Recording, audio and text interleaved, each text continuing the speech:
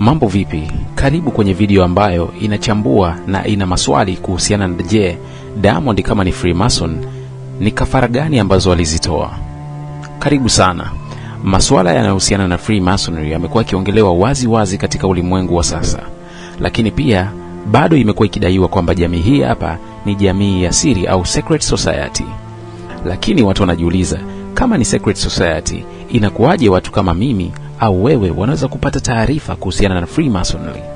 Hapa Tanzania, moja kati ya watu ambao wanadaiwa sana kuwa ni waumini wa Freemasonry ni moja kati ya wasanii wakubwa sana nchini Tanzania, Diamond Platnumz. Diamond amekuwa akishutumiwa mara nyingi kwamba yeye ni Freemasonry. Lakini pia hapa kwenye channel hii nishawahi kuweka video inayoelezea ishara 3 ambazo zinawafanya watu waweze kumsema Diamond ni Freemasonry. Na moja kati ya ishara hizo ndio zinafanya nitengeneze video hii hapa. Katika ulimwengu wa Freemasonry kuna kitu ambacho hakiepukiki ambacho ni kafara, na kila memba au mhusika wa Freemasonry lazima atoe kafara. Swali linakuja, je, ikiwa kweli Diamond ni Freemasonry, ni kafara gani ambazo alizitoa? Haya ni maswali ambayo inatakiwa tujiulize mimi na wewe, na kupitia video hii hapa kuna maswali haya yanaweza kupata majibu ambayo sio ya uhakika, lakini yanahitaji uchunguzi zaidi ambayo yanaweza kuwa yana ukweli au hayana ukweli. Natoa onyo, video hii hapa haina lengo la kumzungumzia Diamond kuwa ni Freemason moja kwa moja, lakini kuweka ishara ambazo zitafanya tuamini ni kafara gani Diamond alizitoa. Tukianza na namba 1, kuna mwanamuziki alizuka tukianza na namba 1, kwenye miaka ya 2012 mpaka 2013 kuna msanii alizuka anaitwa Eskide. Na msanii huyu alikuwa akidai kuwa yeye ni mdogo wa Freemasonry, yani mdogo wake wa Kwenye miaka ya 2013 mpaka 2015 kuna mwanamuziki wa aina ya muziki wa singeli alizuka anayefahamika kwa jina la Eskide, ambaye alikuwa akidai kwamba yeye ni mdogo wake wa Diamond, na Diamond amekuwa akimkataa au hamuonyeshi ushirikiano wala hamsaidii. Na kwenye moja kati ya nyimbo zake inaitwa Kabla Hajatoka, amezungumzia maisha ya Diamond kabla hajatoka. Na moja kati ya sehemu ambazo zilinishtua kidogo ni sehemu hii hapa. Kuloga kwenye muziki ndo akajibusti, bibi akawekwa oda kwenye dini ya wavaa suti. Kama unavyoweza kusikia kwenye sehemu hii hapa, amezungumzia kwamba Diamond alitoa kafara ya bibi yake kwenye dini ya wavaa suti ambayo ni Freemasonry. Na Diamond mwenyewe alishawahi kukubali na akisema kwamba nyimbo hii ya Eskide ni moja kati ya nyimbo ambazo anazisikiliza na anazipenda sana. Je, kama Diamond anazipenda nyimbo hizi, je, kuna ukweli wowote kuhusiana na yeye kutoa kafara hiyo kwenye dini ya wavaa suti ambayo ni Freemasonry? Mimi na wewe hatuna majibu. Tunabaki na maswali ambayo yanabaki na viulizo vikubwa masikioni mwetu. Sababu ya pili, kama unafuatilia, kulikuwa na malumbano au kulikuwa na kutokuelewana kati ya mkuu wa mkoa fulani pamoja na kiongozi fulani wa dini ambaye anafahamika kwa jina la Gwajima. Na katika ugomvi huo au katika malumbano hayo, Diamond katika nyimbo yake aliweza kuimba kipande ambacho kilitaja ugomvi huo wa kiongozi huyo wa mkoa pamoja na mtumishi au mchungaji Gwajima. Kitendo hicho ambacho kilimkasirisha sana Gwajima, na akaamua kuongea kuhusiana na Diamond kwenye kanisa lake, na aliweka kwenye ukurasa wa Instagram kwenye account yake. Mchungaji huyo Gwajima alisema kwamba kesho atageuza almasi kuwa maji. Kama tunavyofahamu, Diamond kwa Kiswahili ni almasi, kwa hiyo alisema atageuza kuwa maji na ataisaga kuwa unga.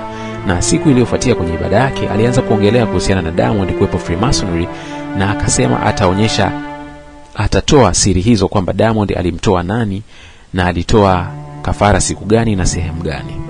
Kwa hiyo hapo moja kwa moja tunapata jibu kwamba inawezekana kweli Diamond alitoa kafara ya aina yoyote, japokuwa mchungaji huyo hakuweza kusema ni kafara gani, lakini alisema alimtoa nani. Maana yake kuna mtu hapo. Tunarudi kwenye jibu la kwanza ambalo Eskide aliimba alimtoa bibi yake kwenye dini ya wavaa suti.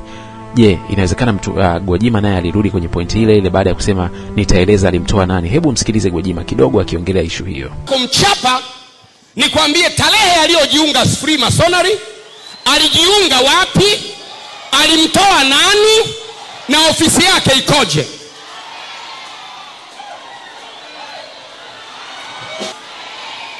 Kama nitampiga yule mtu Nitakupa na video zake za alipojiunga, siku alipoingia mahali.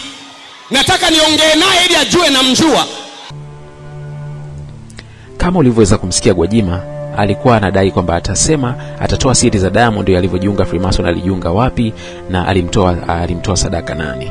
Hii inatupa mashaka kwamba inawezekana Diamond alitoa kafara ili kuweza kukubaliwa kuwepo kwenye Freemasonry.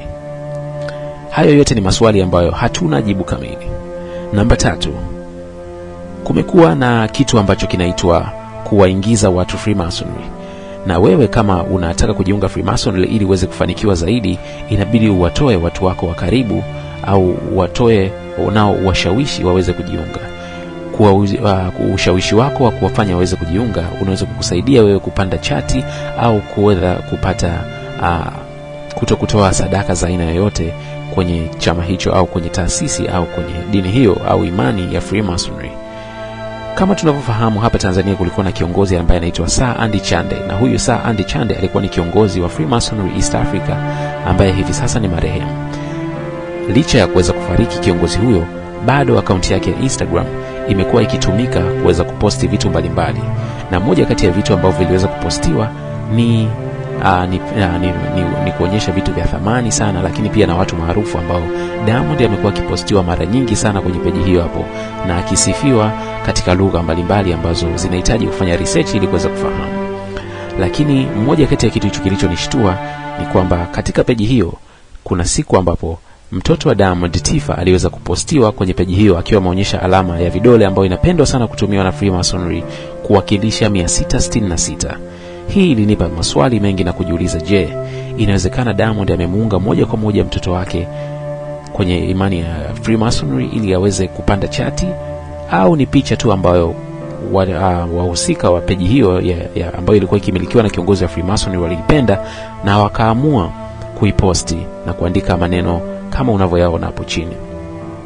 Haya yote ni maswali ambayo yanakosa majibu. Kama tunavyofahamu, hata kwenye mambo ya uchawi, watu wengi ambao wanakuwa katika mambo ya uchawi huwarithisha watu ambao wanawapenda.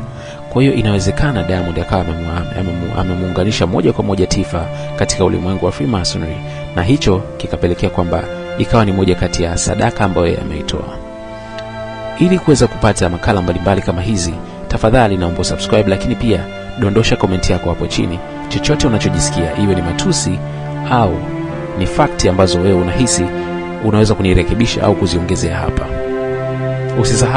Usisahau kusubscribe channel hii hapa.